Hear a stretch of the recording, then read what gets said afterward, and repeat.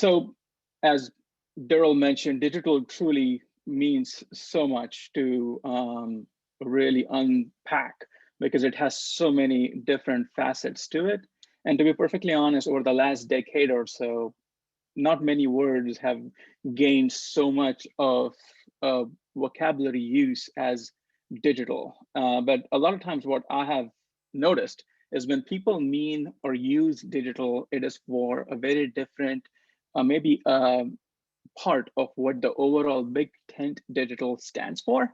So I would really like to start that conversation from the point of like, what is digital? And then we can kind of get into some of the digital initiatives that I would love to talk about as far as our initiatives in Georgia is concerned. So digital, for some, it's technology. For some, it's a new way of engagement. For some, it represents maybe like an entire way of doing business. And to be perfectly honest with you, like none of these definitions are incorrect, right? But with such diverse perspectives, we often hear about a digital project that is conducted and maybe the success of it, but it is a partial piece of what the true digital landscape is. So in the next few minutes, I would like to unravel some of the basics of digital. And Daryl already has really laid out an amazing landscape of the future for like where we looks like the world is going. I would just like to fill in some of those pieces where, as government, like how can we try and keep up or catch up with what's happening around us and at the pace of what is happening around us. So my name is Nikhil Deshpande. I'm Chief Digital Officer with the Georgia Technology Authority. I head the Office of Digital Services. The Office of Digital Services, our mission is to make constituent interaction with state government frictionless, fast, easy, and meaningful. There are a lot of studies that talk about a disconnect between users and government. So for example, any service that a government offers, be at any level, federal, state, local, typically starts with legislation or policy, which then converts slowly towards implementation. Technology processes dictate a lot of factors for how an actual service will be delivered. And many times the actual experience of interaction with the service is truly left off the table during the early planning stages. But however, for people, our constituents, it's the exact opposite. For them, the experience is the first thing that they notice, that they actually relate to and latch onto. So if they struggle with the service digitally, they may resort to other channels, like maybe just picking up the phone and calling, or walking into an office when back in the day when that was an option.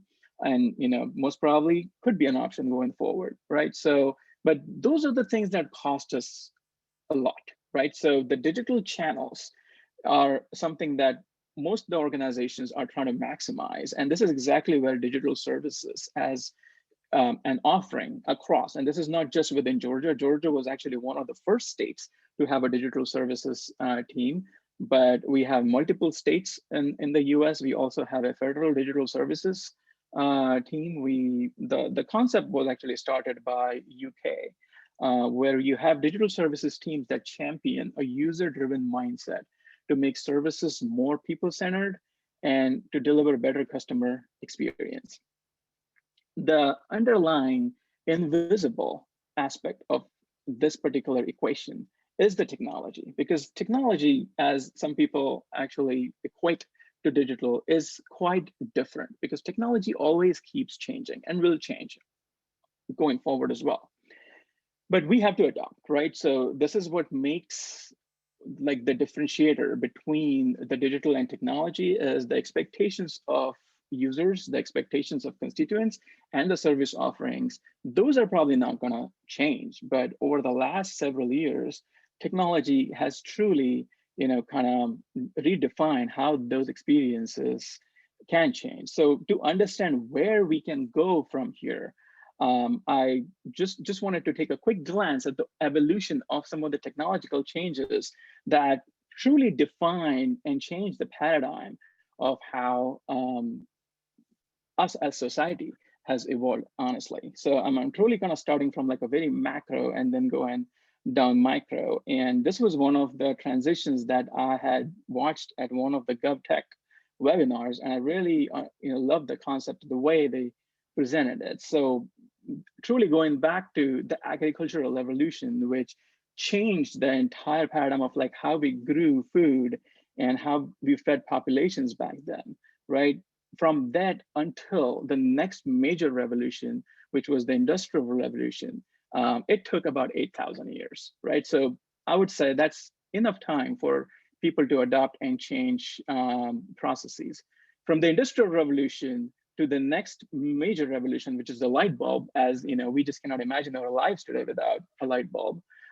It took 120 years, not so many in thousands, but now, but still, people could adopt. From light bulb to moon landing, it took 90 years. From moon landing to the World Wide Web, 22 years.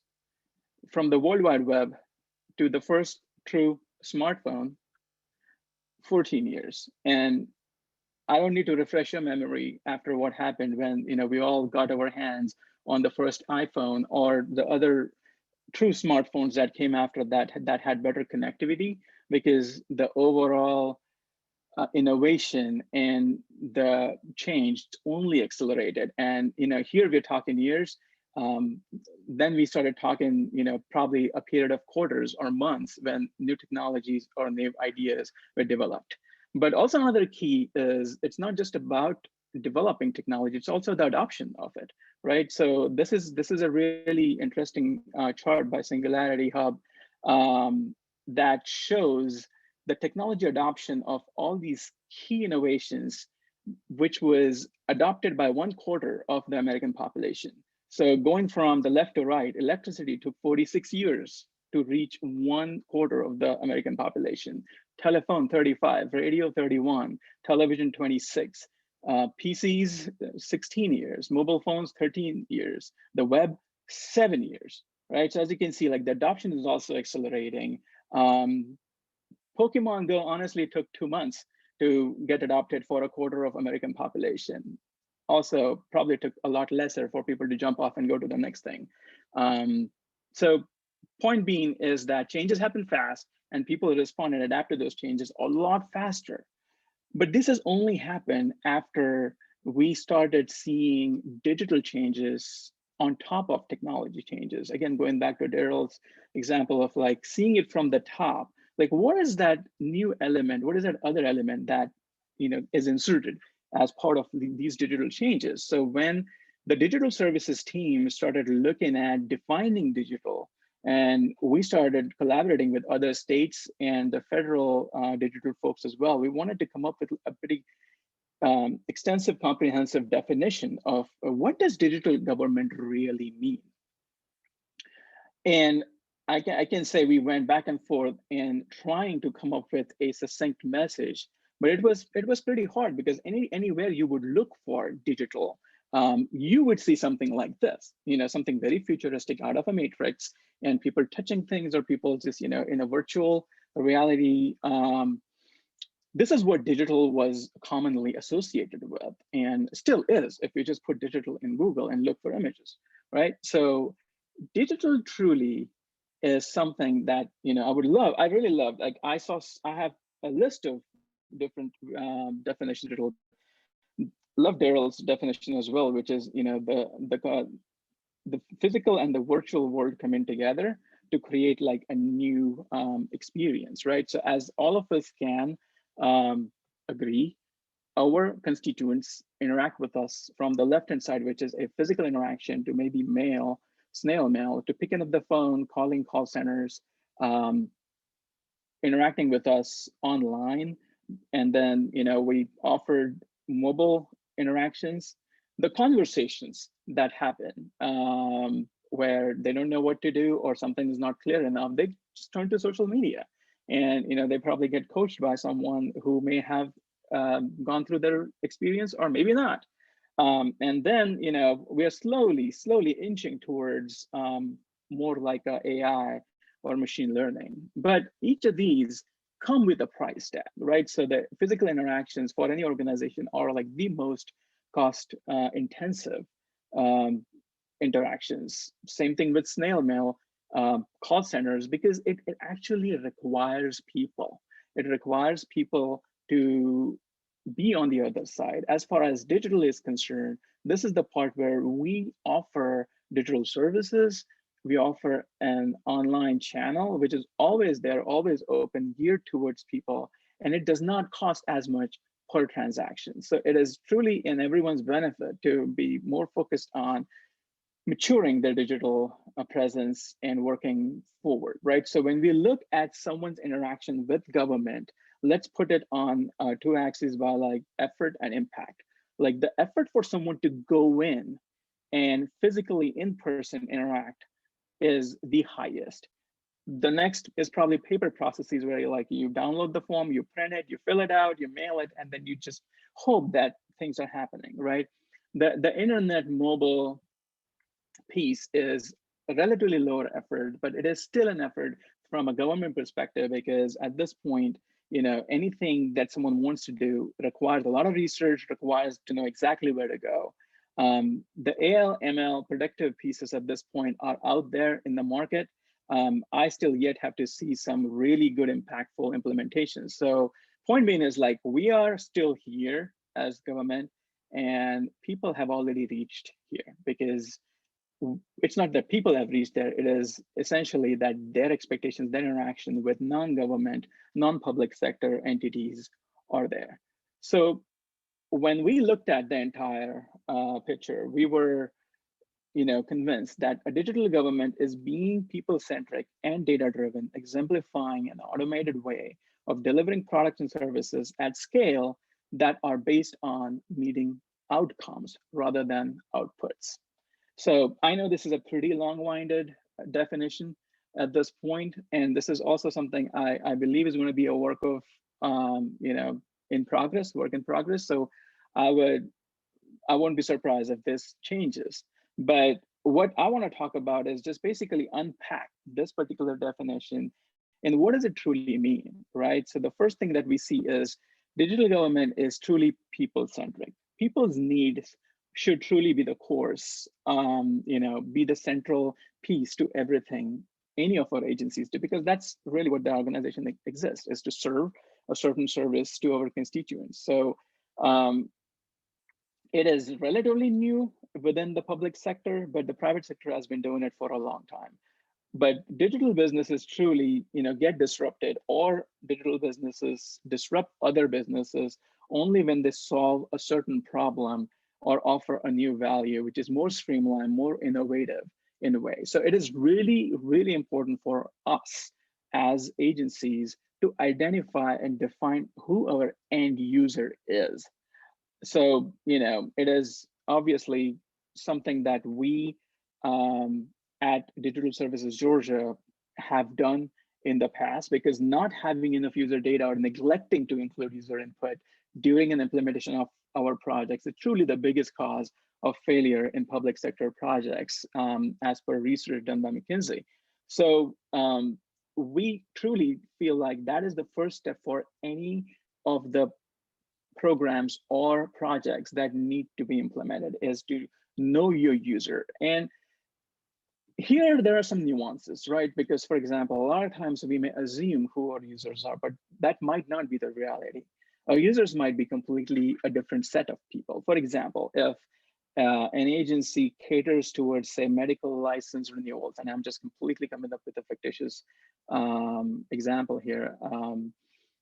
I know we have certain agencies that help license renewals, but in this case, maybe the actual medical practitioners are not the users. It could be their assistants, or it could be people working in their offices. So we have to identify everybody that comes within the overall spectrum, right? And this is kind of like where we have what we call as a user framework. So this is a study that we did when we were redesigning Georgia.gov. We were redesigning a web content management platform that now hosts about 85 websites across 70 some agencies. So we were doing our user study. One of the things that we cannot do as government is say choose our market segment. We have to be government for everybody who is a resident, who is a constituent of Georgia, right? So we start out with having a broader framework, and then we can go down on the specifics of it. So in this case, what we found out was we had a population that was the vulnerable population, which depended on the state for a lot of their livelihood, their food stamps, a lot of their needs. And then we have a population that we tagged as the customer of the state, which is business owners or people who pay taxes. I was actually looking at when Daryl was talking about his number 7 production of third party people coming up with as customer support. It made me think of this slide because it looks like we already have that, because we have the segmentation of the advocates and the organizers who are there solely because they want to help the vulnerable or the customer to engage with the government processes or services, because they're just not that intuitive enough, right? So one of the examples that we can all relate to is the reason why any of us would go to like the H&R blocks or the kinds is the process of filing taxes is complicated enough that we almost want to have someone who is an expert and understands it better. But once you have your user base defined, that truly becomes your North Star to run any of your ideas, any of your plans by. And here's one really good example that's out in the industry where we all know the classic ketchup bottle, which was glass and a lot prettier than some of the newer stubby ones. But when they actually did comparative studies, they not only validated their thesis that no, this design is actually informed by observing user behavior as opposed to something that was designed without the user in mind. So when we look at our services, we have to truly ask ourselves, is our service the classic ketchup bottle, which is hard for someone to thump on and try to get the ketchup out, normally causes a spill? Or are we the convenient squeezy kind that then just sits on the top of his head, making it easier for our users? So this brings us to user journey, because it's not just enough understanding our users, but also a big part of digital is to understand where the user starts interacting with you or even thinks about interacting with us. So any organization that serves constituents, right, has 2 options. One is to, they can make decisions based on what the internal knowledge is, or essentially go and observe, go and ask people questions, and then accordingly change or pivot, and then make their services available, right? So this particular approach is called journey mapping, and as the name implies, it truly means charting step by step everything a constituent has to go through to accomplish their objective, right? So the user journey could span from like the moment you think of buying that new iPhone through your research, because now there are like so many options to buy the new iPhone. Like, which one do I really want? Do I want the one with those fancy cameras, or do I just want something that's like I won't really kind of regret if I drop it, right? So but also think about like renewing your driver's license, or in reality, in my case, my daughter was like, hey, just had my 15th birthday. Looks like I can now take the driver's license, the learner's test, right? So where do we start? So this was actually a good journey for me to observe, where I asked her like, how about you go and find yourself like all the things that you need to know to go get the learner's permit. So this was a example of like the journey mapping, where you start with the discovery and end with either repeat user retention depending on the service, but then you capture all the steps in between, and then you have something what is a touch point, which is if someone comes to your website or someone picks up the phone and call you, each of those are user touch points, and each of those touch points really should be measured as part as like the overall sentiment towards that service is concerned, or the overall confidence towards the service is concerned, and then which department is actually help in that particular touch point.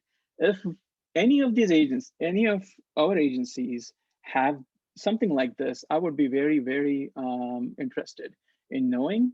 And because this is something that we have worked with some agencies, and it's very important and it's very interesting to see, like once we map these journeys and once we actually visualize this, right, it truly changes the way we think about how a certain service or a certain experience should be designed. The next piece of digital government is being data driven, because what we want to do is we want to be able to measure to manage, and that requires actionable analytics. This is something most public sector organizations at this point are still catching up to the private sector, right? Because we either are very busy in doing what we do, or there are not enough um, motivational drives to constantly be measuring what we are doing, where we can be changing. But there are certain outside organizations that constantly keep measuring our performances. For one of the examples here is this ITIF organization, Information Technology and Innovation Foundation, based out of DC. It's a nonprofit. And it, back in 2018, went and did a quick analysis of some 400 state websites. And based on certain parameters, which is page load speeds, mobile friendliness, security, and accessibility. Happy to announce that primary state website, which is Georgia.gov, was like the first amongst all the states when they looked at multiple websites together and scored the entire state itself. Georgia was number 4, right, behind 3 other states. The point here is that those states are not our competition or not something that we should be aspiring to measure up to. We basically are trying to compete. We are trying to compete with the private sector websites that have set constituent expectations. And it's not just the websites, it's the overall constituent experience, right? So McKinsey in 2018 did a satisfaction score comparison of government versus top performing industry. And the US was like one of the developed nations that was the lowest in the overall government score. And this is a pretty significant gap, right? So it's not just something like a gap that can be bridged by adding more budgets towards this, or buying the best technology, or just partnering with the best firm, right? So this is kind of like where the digital piece is still missing, which is action-based, actionable analytics. So 4 years ago in Georgia, we rolled out this website called analytics.georgia.gov. Some of you may have seen this. What's really awesome about this is that it made all of us pretty self-aware of what is happening under the hood of our websites or some select applications, right? Because we are just about starting this conversation where the private sector has been doing this for about 2 decades now. So, but to keep the conversation going, now we have a new website as part of the analytics program, the Georgia Analytics Program GAP, analytics.georgia.gov. This is the URL for it. And you can go up here and you can actually look at the same data that is collected across about 85 websites and a few applications, and how the devices, how the browsers, how the operating systems are basically all divided. So this is at the overall landscape level. You can also go down to the agency specific level to see what is a certain specific score for quality, for accessibility, for SEO. And each site, they have their own, what we call as the GAP score. But also the key aspect here is it gives you a readability idea of the content written on your website. Because, going back to our example of, if your website caters towards medical professionals, but if the true users of the website are their admins or some of the office staff, then is it really helpful if we are writing for the high school senior level or the high school junior level, or sometimes like we have actually seen some websites that have college sophomore level, right? So this is where disconnects happen, and primarily it floods our other channels, which require more human intervention. So the last aspect, which I feel is like the bedrock of digital, is automation, right? Because in any digital businesses, humans are there to provide value, not to do like redundant, repetitive chores, right? So the essential human element that can handle anything that is an exception is great. Everything else truly is something that should be automated. And we saw already a lot of these technologies and a lot of the intelligence that is being developed to automate something. We talk about, smart this, smart that. We at this point are still at a very infancy level of this smartness, but it will catch up pretty soon. And once that does, it will very quickly replace anything that otherwise would have required multiple humans to do. And as much as, I don't want to talk so much about, the last year or the pandemic, because I agree, that's pretty much the message that we hear. I think, we definitely have come through a breaking point where, like, the level of demand that state agencies had to cater to was unprecedented, right? So anything that was not automated was a huge challenge for agencies to keep up with, but anything that was automated was easily scalable. One of the examples I would like to give here is there are a couple of agencies whose call centers, I mean, absolutely got flooded and got blocked by thousands of calls. Like the volumes were unprecedented. So over the weekend, we truly had to like quickly, figure out chatbot as a service, because the call centers being overwhelmed, it was impossible to serve our constituents. So the AI powered chatbots can interact with constituents in just a natural, simple, comprehensive, I guess, language, and help them. But truly what it helps is to reduce the call volumes and enable a better self-service model, right? So at this point we have it at a minimum viable product, that is being used by a few agencies at this point. But what is incredible that we saw was the usage of it, right? Since like April 2020, we answered about 7.3 million questions across 4.4 million users, averaging to about like 45,000 questions for 23,000 users, the last 90 days. So to just basically wrap the segment, I want to just remind that digital is online and real time, has to be, right? Because it goes without saying.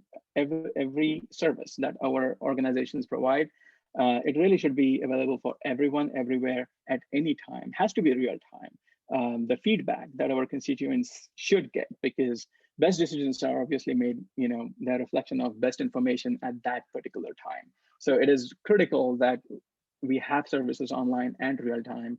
Digital has to be data driven and has to have instant feedback, because as we discussed earlier, regardless of like big data, small data, like even like medium sized data, whatever it is, it plays a big part in forming you. And if you have any artificial intelligence plugged into your service, that like how you should be building based on certain behaviors, and then make informed decisions based on that. I think data is truly like the central nervous system of any service delivery.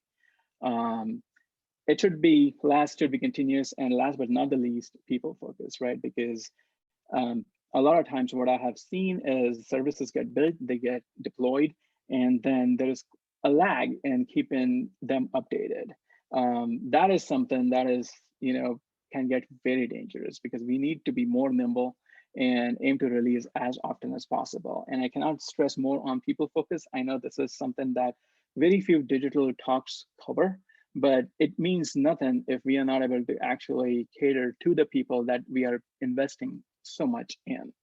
So as the last slide, what I would say as digital services, we are more than happy to consult with any of the agencies and making sure your digital footprint is mature We also have extensive user experience programs, Georgia analytics programs. We have trainings that we offer to state agencies. And we also have a digital center of excellence where we collaborate with agencies and keeping up our standards and guidelines up to date by making sure that we discuss and we are always aiming for the right standards for us to meet as far as our digital maturity is concerned. So if you are new to this office or this offering, digitalservices.georgia.gov is our website. And if you have any questions after this talk, after today, after this conference, go ahead to the support tab of the website and you can initiate a conversation with us.